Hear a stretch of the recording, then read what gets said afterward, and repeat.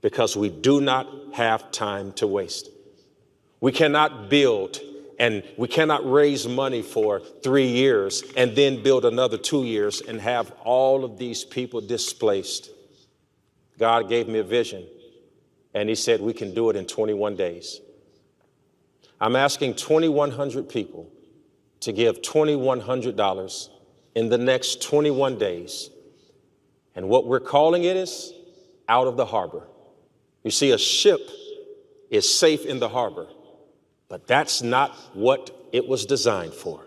And right now, our ship is in the harbor, but you're going to help me through focus and resources to come sailing out of the harbor, not next month, not next year, but now. Yes, yes, yes. Welcome back to the podcast. Beloved, this is indeed your brother Big VJ checking in. Today's conversation, we're going to read an article.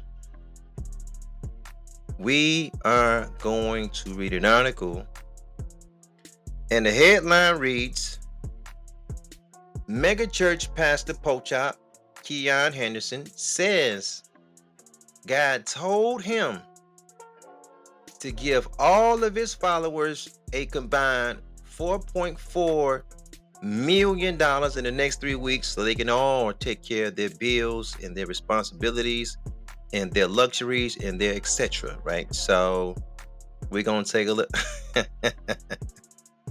You know that article don't say that. Got him! A pastor giving $4.4 million to his congregation, it'll never happen, right? Nope. It won't never happen. Got him! According to ChristianPost.com, in which the link will be in the description bar, the headline actually reads, Megachurch Pastor Porkchop Keion Henderson says God told him followers will give $4.4 million in 3 weeks, right? So, yes, indeed, we're going to read an article. We're going to shoot the bobo a little bit. And let's see what we got, right? You know, beloved, I used to follow Porkchop Henderson on Instagram. The brother's a very talented brother, very powerful speaker, very motivational. He's more widely known for being married to Shawnee. Well, this is Shaquille O'Neal's ex-wife, and the brother is he's a very powerful speaker. But when you let these guys talk long enough and hang around long enough, the porkchop that is in them will eventually come out and show itself to the world, right? Before we read this article, beloved, I just want to say this real quick, right? Make sure you get out to vote. Voting is important. We just had a conversation about voting, and voting is important, right? For the first time, I feel as though that our village was able to see and make a contrast between when this person is in power versus when this person is in power. And I think the straw that broke the camel's back was, well, we were all able to watch Chicago. We all watched it, and we all seen what happened. We seen New York City, right? We were watching New York City closely, and we were able to see all these immigrants coming in. And then we watched the same thing in New Mexico, the same thing in Arizona, and we're watching it. And we traced it all back to the vote, right? I know so often they always say, well, this is going to be one of the most important elections in your life and this, that, or the third. But you know what? Finally, I think that's official. Because we get to see that, it's real deal on the federal level. Beloved, I also want to encourage you to not only vote on the federal level, don't forget about your state and your city level as well. If you can, it would be in your best interest to attend some of your city council meetings every now and again. Because I know after COVID, right, depending on where you're from, a lot of the courts and public hearings and all of the, things of this nature, they went to an online format where you can watch it on a YouTube channel, or you can go on the city's website. They have a link and you can see the town hall meetings and the council meetings and etc. And you don't even have to leave your home. You don't have to physically go to the spot anymore. And we're getting to a level that we got to get more engaged, because when those immigrants came in, it was an eye opener, because folks didn't understand what a sanctuary city was, or what city is and what city is not, and what's a sanctuary state and all. But when those buses was rolling in, everybody had to figure it out quick, right? So let's make sure that we get out the vote. You do not owe anybody your vote. Whatever candidate is going to do and work in your best interest. Now, who got the best personality? Who's going to work in your best interest? If you like liberal policies, you vote liberal. If you like conservative policies, vote conservative. But just know, you don't owe anybody anything now. They have to earn your vote, right? And I say that in the energy and the spirit of our ancestor, beloved Dr. Henry Clark, who, and I quote, he says, Black people don't owe anybody anything but an ass whooping. That's all we owe. That's all we owe, folks. When we talking about in America, in the hills of North America, the territory that we call the United States, Black people don't owe anybody anything but an ass whooping. And that coming from my ancestor. That's a quote and unquote. So we don't have to feel pressured about voting Democrat or feel pressured about voting Republican. We don't owe anybody anything. We can just go and choose what is in our best interest, right? Being a part of a city that got a mega pastor is an interesting thing. I just left a city that got a mega pastor. I was visiting the city of Atlanta, and I wasn't in Atlanta. That's how the young people say it. I wasn't in Atlanta. I was in Buckhead, and Buckhead is it's an area in Atlanta, but it's not really in Atlanta, if that makes sense. You know what I'm saying? In fact, the folks that live in Buckhead is trying to figure out a way how to annex and how to split totally from the city of Atlanta. But baby, that's a different story for a different day. Generally, when I go to the city of Atlanta, I go to the same spots. I stay in the same spot. And in the Indigo downtown, it's it's pretty dope, because you kind of buy, you're downtown Atlanta, you kind of buy everything. The problem I had with the Indigo was the parking. You had to walk around the block to get to the parking. Anybody that stay there kind of know what I'm talking about. But when you stay in the Grand Hyatt in Buckhead, the parking is right across the street. It's real convenient. They got it. It's all kind of sweet. And then it's in a good location. You kind of buy everything. You buy Lenox Mall. You buy so many eateries, so many night places, where you can hang out. So it's a very dope location. And I don't really see myself hanging out in a quote unquote Atlanta anymore. I don't see it. But it's policies that got Atlanta in the position that it's in. You see what I'm saying? Voting is that important. That's home to Mega Pastor Keion Henderson, though. The brother got a 30,000 member church the last time I checked. He live in a $4 million home. And I think all of that is interesting. But I'm trying to figure out, well, what do you get for your money? When you're giving these guys 10% of your money, what do you get out of the deal? What did you get? I was raised in that churchy world where if you're not careful, they can almost when I say they, I mean Reverend Porkchop and company, you know what I'm saying? They can almost kind of like I don't want to say scare tactic or fear tactic, but it's like this old will a man rob God kind of hustle, and they put you in this trick bag where they can convince you and all the members of your household that are working at a job to give them 10% of your income. Not just from the head of household, not just from the father. They want it, whoever working, the father, the mother, if the kids is working at McDonald's, at Foot Locker, or Walmart, wherever the case may be, they need 10% of that chicken to go to them. Okay, but what do you get in return for that?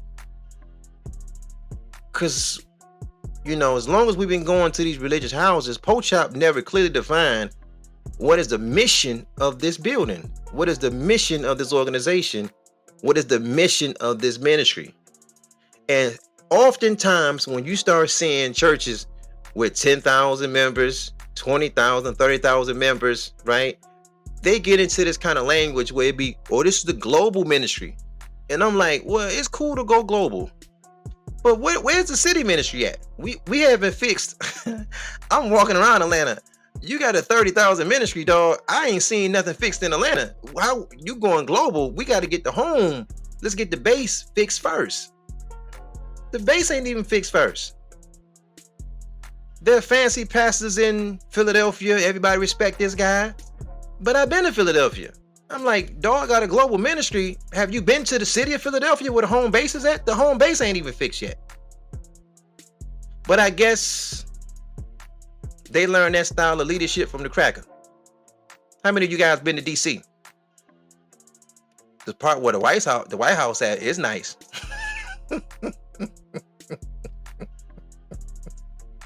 It's nice. When you leave from around there, boy, Chocolate City get interesting when you get around.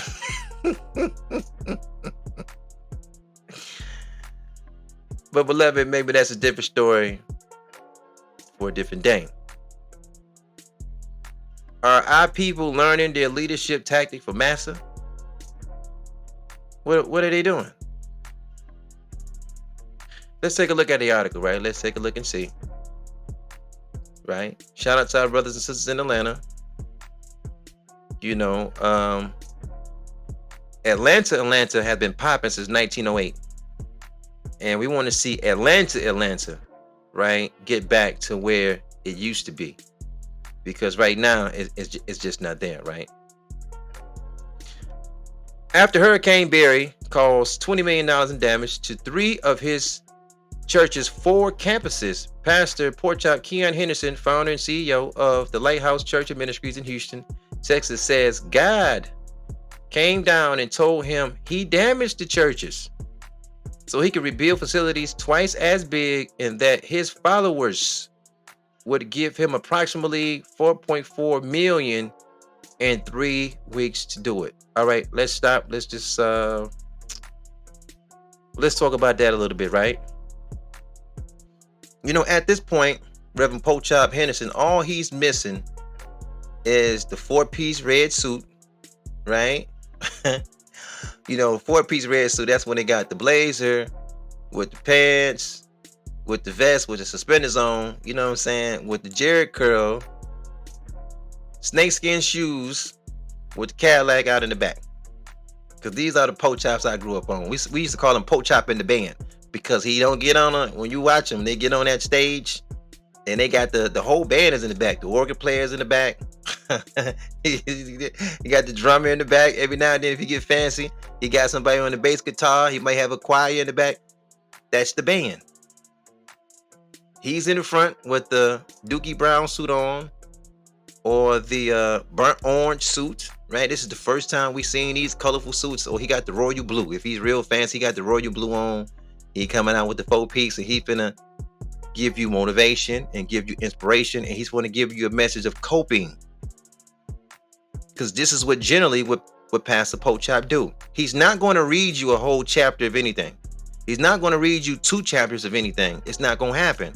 He's going to give you about 2 or 3 verses. He's going to give you a theme, and he's going to wrap the sermon around that to give you like a feel-good sandwich, so you can go out to that poor community of Atlanta, or Baltimore, in Detroit, or Houston, or New Orleans or Birmingham and be able to cope with what's going on out there. Not conquer what's going on out there, but to cope with it. Now, you read the first paragraph, and we're just going to do a couple and we're going to close out. I find it interesting that a man would tell you that God told him that he tore down the campuses. Think about the logic now.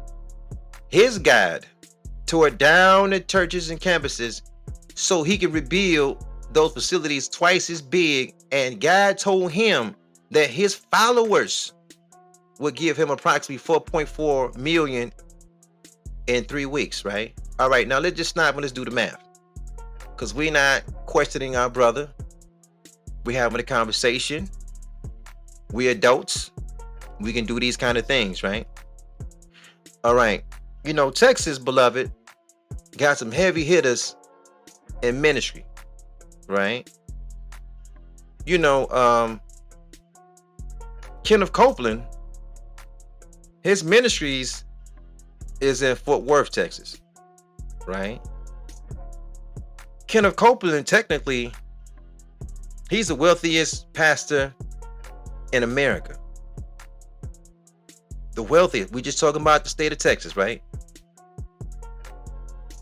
T.D. Jakes is a heavy hitter. He's in Texas. You know what I mean?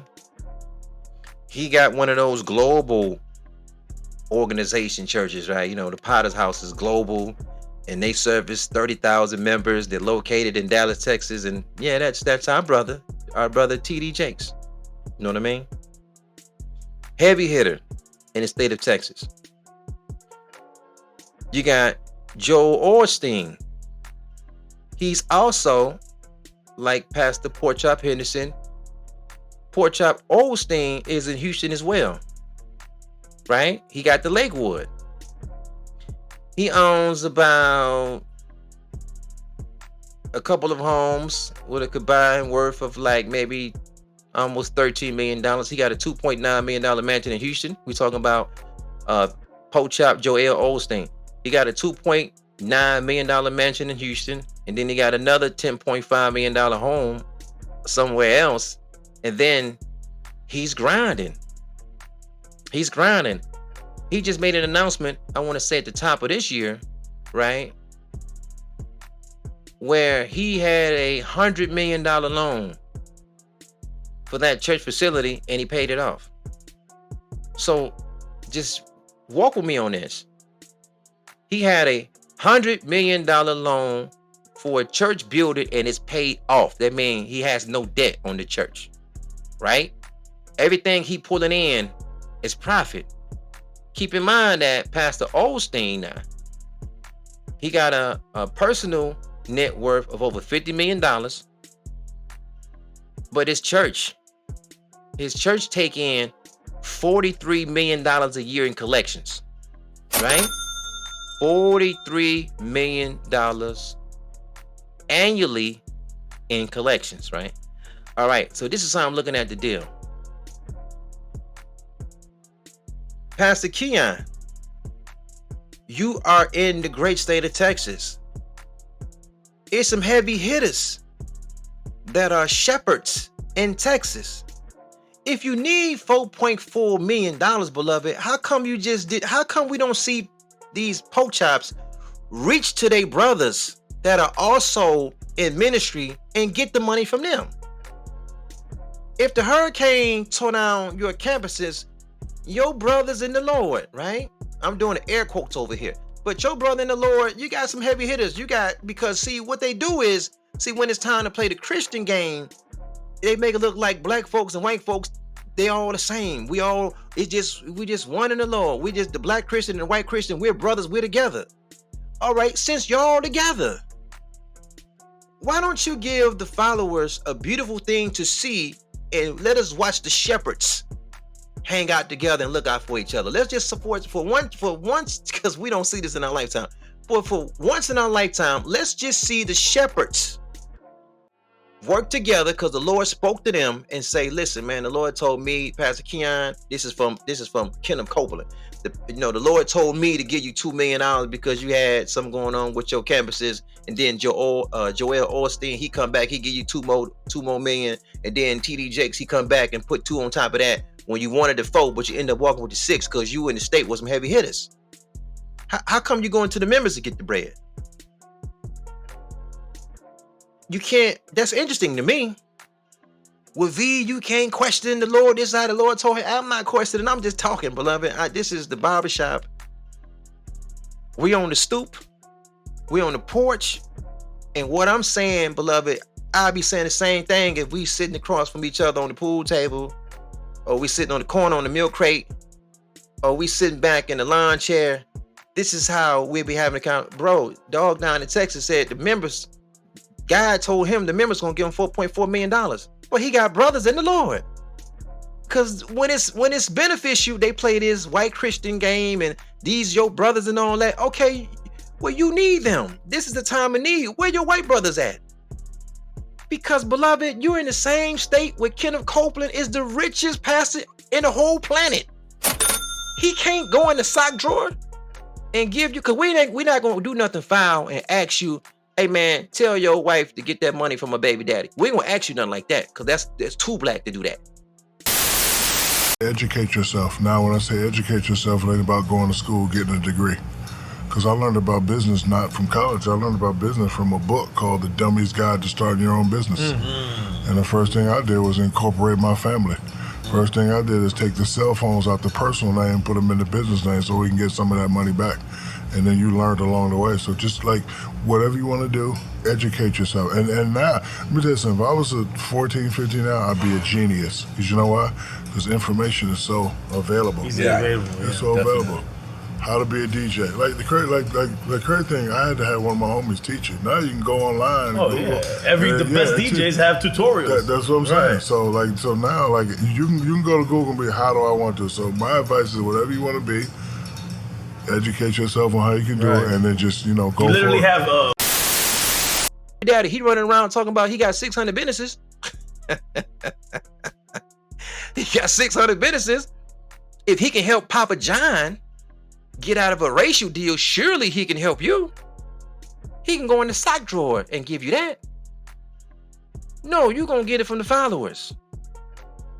Well, where's your brothers at? Where's Kenny at? The wealthiest white pastor. See, that's how we know they don't look out. See, this is telling the tale. This is telling the tale. See, don't you know Joel Osteen? He know your situation. He can look out for you. He's taking in $43 million a year. You don't think he got the $4 million in his sock drawer to go and hand you that? That's not even in the safe. That's light money to them. What about your black brother TD? See, that's what but you're gonna get it from the members. But this is how I look at that, beloved. In the city of Houston, there's 3,580 churches there in that one city. And this is a city, ironically, that my oldest son, Yemen, he's like, yo, when we all go on our next family trip, I want to go to H-Town. I'm like, yo, that'd be dope. We go down there, H-Town, kick it. Good cuisine, not that far from Galveston. There's some dope beaches over there. Like, we can make a thing out of it. That sounds like something I'm willing to do. I'm interested in that. 3,580 churches in the city of Houston, which equals to 3,580 pastors, right? Plus all these pastors most likely got assistant pastors. So between the heavy hitters and all the shepherds that's in the city of Houston, you would think, man, you hit that money overnight. No. These people are trained to bleed that flock until they ain't got nothing. But you know what? They blessed. The family don't have their own attorney, but they're blessed. The children don't have college funds, but they're blessed. The members, 9 times out of 10, don't have 6-figure insurance policies on their life, but they're blessed. The children that's in jail, the members' children that's in jail got court-appointed attorneys, but they're blessed. The city of Houston, right, has one. I'm putting my finger up, beloved. Oh, you can't see me, right? I'm over here putting the number one finger up. The city of Houston has one black-owned grocery store, the District Market, in the entire spot. But they're blessed. So all Negroes know how to do is get spiritual food. Where the natural food at? Y'all got one black-owned grocery store at H-Town? So where y'all get the food from? Noble Drelly told you, one of these days, that man gonna lock up his grocery stores. You don't have a spare key, black man and black woman. You don't have one. Nobody can go in their pocket and pull out the spare key with the security code to get into that Walmart or to that Kroger's or to that Myers or to that Costco's. You don't have it. The people that got those keys and security codes don't look like you. But look what your leaders do for you. Look what your leaders do for you. Look what your leaders do for you. Henderson made a bold announcement in an update on the state of his churches on Wednesday night from Joel Osteen's Lakewood Church, where he says he'll be hosting services for his 20,000 weekly attendees in August. Joel ain't going that sock drawer and give you that paper? That's your brother, ain't it? That's your brother, ain't it? He just might do it. The verdict is still out. He might turn over and give you that paper. Make you sign some extra paperwork in the back, do it like a little loan. Because I hope you ain't got to preach over there at his church and pay him at the same time. His church is paid off. Different story for a different day. While Henderson lamented the damage to his churches as catastrophic, he claimed God revealed to him that that it was all his doing so Henderson could build a bigger church to accommodate the thousands that want to hear God's word from him. I won't pretend like I can do it myself. If I can do it alone, trust me, it will be done already. But I am a feeble man who puts himself at the mercy of the court and asks you to join me in a journey because we don't have time to waste. We cannot raise money for 3 years and then build another 2 years and have all these people displaced. This is a quote unquote from Pastor Porkchop Henderson. He claimed that before the damage from Hurricane Barry, the church turned away between 600 to 700 people from its campuses weekly because the sanctuary was beyond the capacity. Quote unquote, right? These are quote unquote now. God gave me a vision and he said we can do it in 21 days. I'm asking 2,100 people to give $2,100 in the next 21 days. And what we're calling it is, quote, out of the harbor, unquote. This is from Porkchop Henderson. I call you from California. I call you from New York. I call you from Florida. I call you from the UK. I call you from Africa to join us to our call to action. 2,100 people, $2,100, 21 days to kickstart our efforts to get back into our building. All right. We will put the link in the description bar. You can read the rest in its entirety.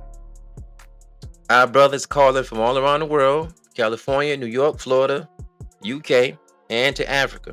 There's poor some folks in Africa. He want to get that few dollars out of them too. And he skipped Texas. He skipped Texas. The richest pastor on the planet is right there, not too far from you in Fort Worth. That's north of you. That's right up there by you.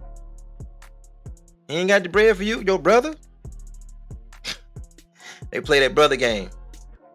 Man, I'm from that world. Let me tell you something. I said years ago, I said we got a better chance getting gang members together, getting rival gangs together than getting church folk together. Because they hide underneath this Christian banner. No, that's not all the same. They're different. The Protestants is different than the Lutherans. The Lutherans is different than the Pentecostals. The Pentecostals is different than the Catholics. No, they all do their own. The AME is on this side, the Baptists on this side. They're not rocking together like that. They're not rocking together like that. They're all divided. But I think that's interesting that a hurricane tore down the building. And he said, God did it so you can build bigger. Beloved, I'm going to leave it alone. How about we just stop there? I'm going to leave it alone.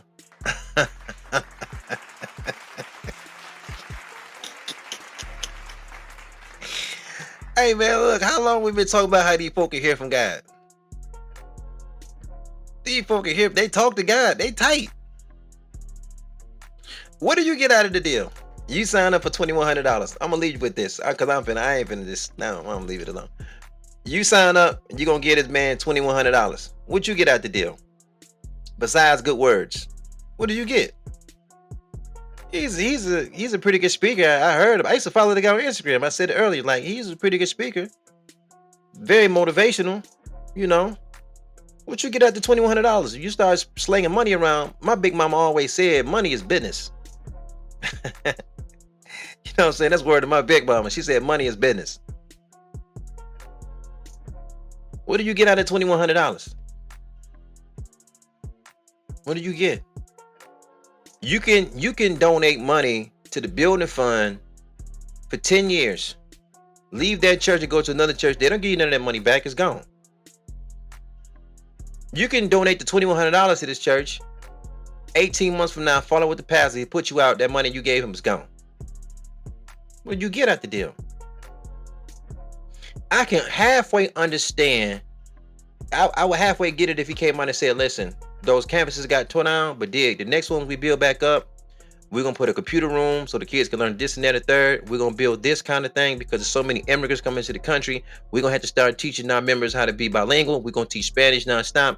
If he start kicking that, okay, we're going to build this back up to put this in there so we can start teaching financial literacy, I get it then. No, you're just going to kick the $2,100 in, and he's asking somebody from California to get a money that's never going to come into that facility.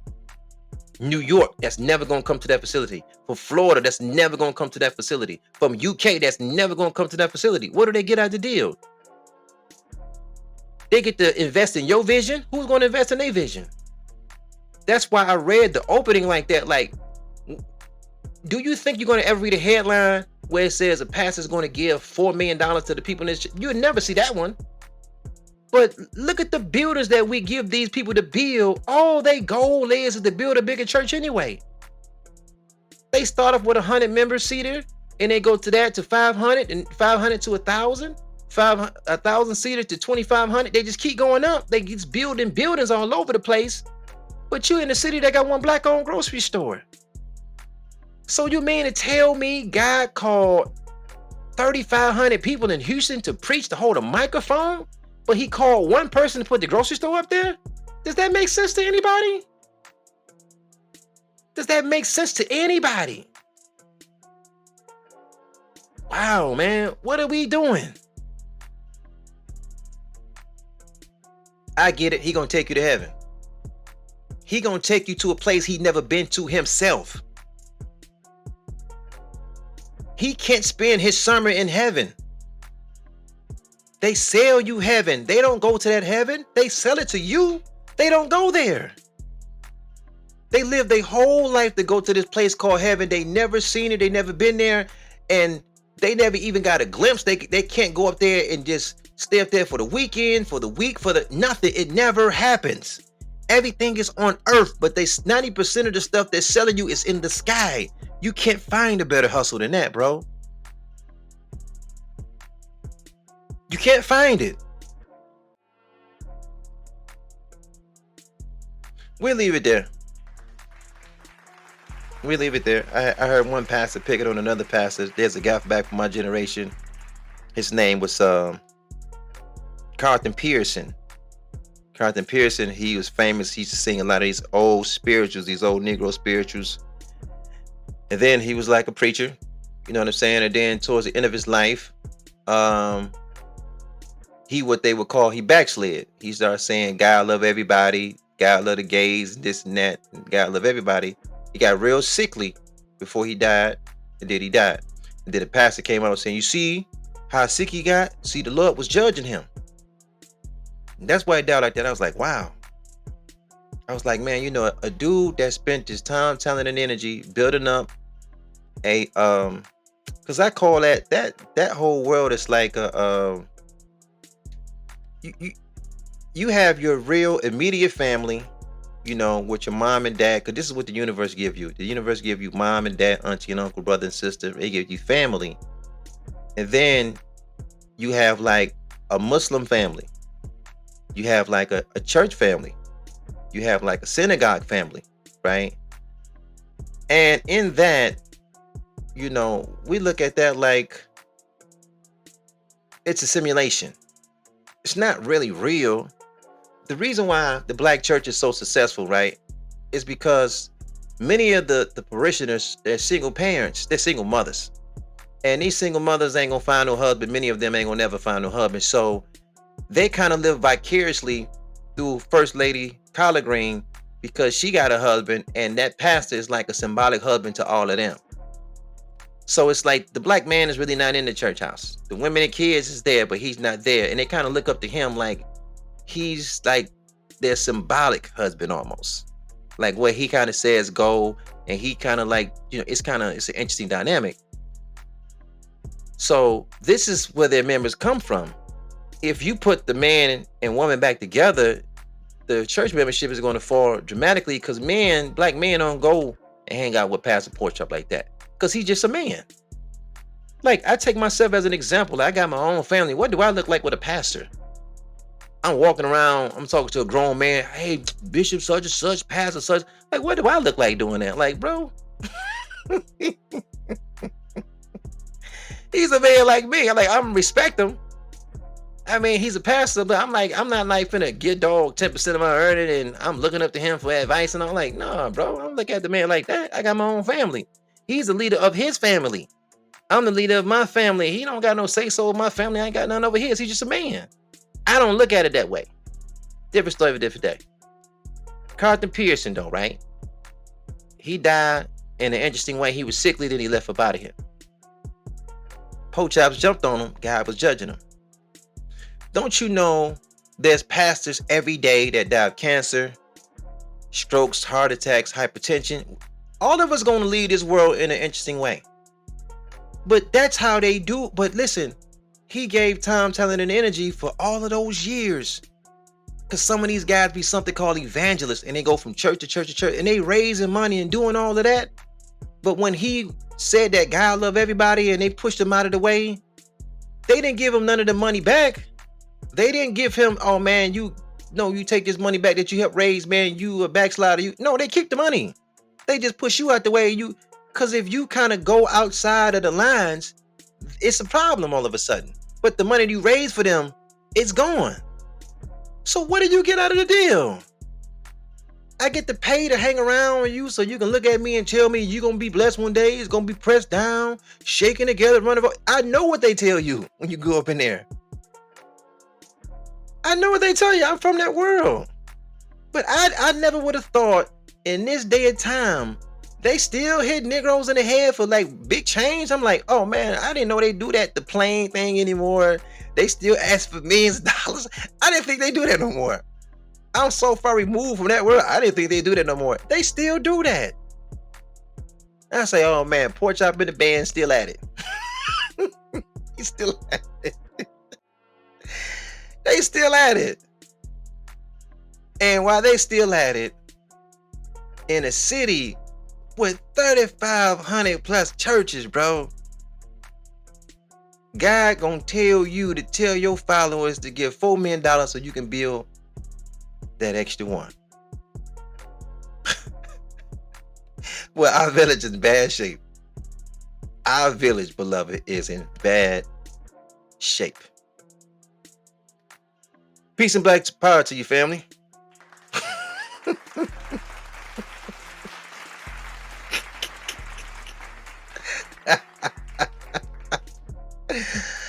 Peace and black power to you, family. Listen, I thank you guys so much for listening, hanging out. This is your brother V.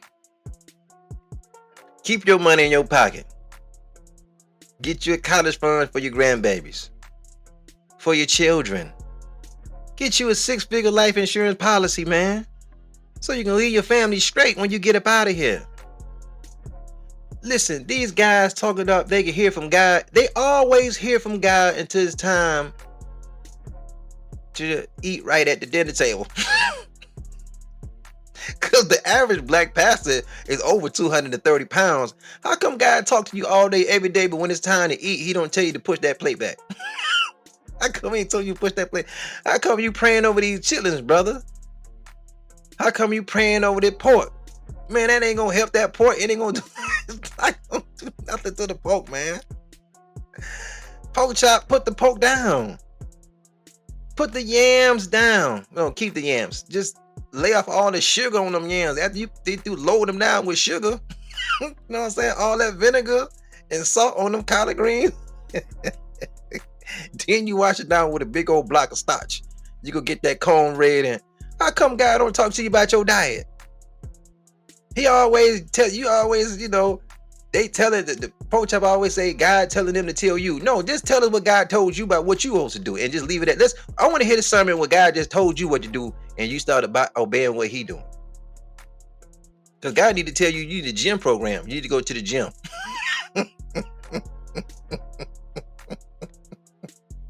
We need to do like they do in Muhammad's mosque. You know, in the Nation of Islam back in the day, we used to have a scale in the church. You know what I'm saying? Oh, pardon me.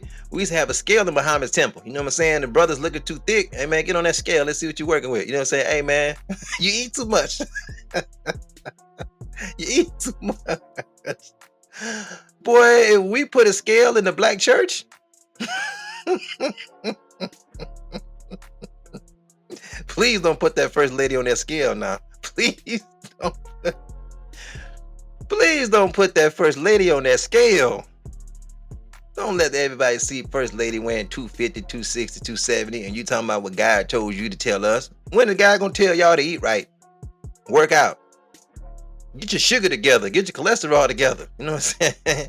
Then when you do all that, come back and talk to us. Until next time, Real Black Content Forum Podcast. It's your brother V, man. I'm gonna get it with you guys, beloved. Peace, peace, beloved, and more. Peace.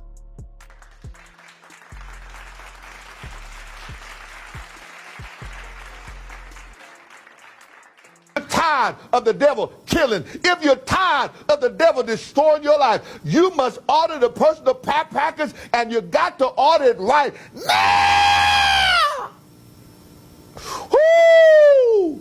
And get ready for supernatural miracles to take place in your home, in your life. The God Hallelujah. Hallelujah. is causing those powers to be destroyed. Thanks for listening. Remember to follow us on Instagram, Twitter, YouTube, Google, Anchor, Spotify, and Facebook. Also, don't forget to like, share, and comment on the podcast. Your opinion of what you just heard is important to the platform. So yes, beloved, your comments are the engine and fuel to the machine. Stay blessed and have a powerful day.